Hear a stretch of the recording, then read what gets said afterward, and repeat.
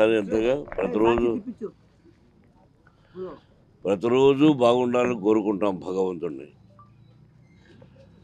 అలాగే ప్రతి సంవత్సరం కొత్త సంవత్సరం బాగుండాలి, అలాగే సంక్రాంతి బాగుండాలి.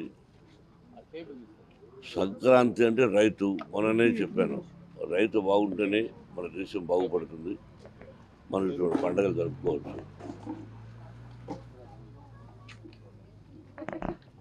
సినిమా వ్యక్తులకు వాడు తీసిన సినిమా హిట్ అయినప్పుడే నిజమైన పండుగ. ముందు నాది సినిమా, ఆ తర్వాత ఇన్స్టిట్యూషన్. అలాగే ఇన్స్టిట్యూషన్ సక్సెస్ అయినప్పుడు నిజమైన పండుగ. ఈ రెండు భగవంతుని దయవల్ల ఉన్నాయి.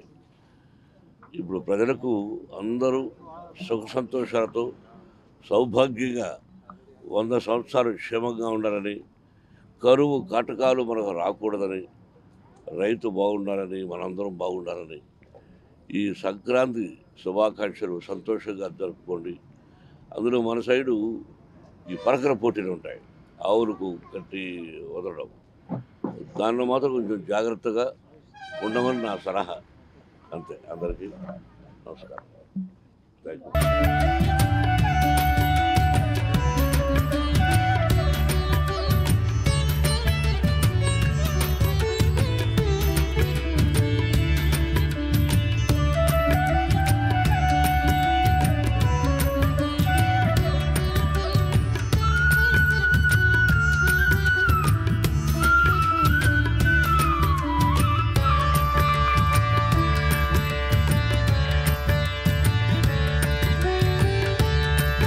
మరిన్ని వీడియోస్ కోసం ఛానల్ ని సబ్స్క్రైబ్ చేయండి. లేటెస్ట్ అప్డేట్స్ కోసం వాట్సాప్ ఛానల్ ని ఫాలో అవ్వండి. అండ్ లింక్ డిస్క్రిప్షన్ లో ఉంది.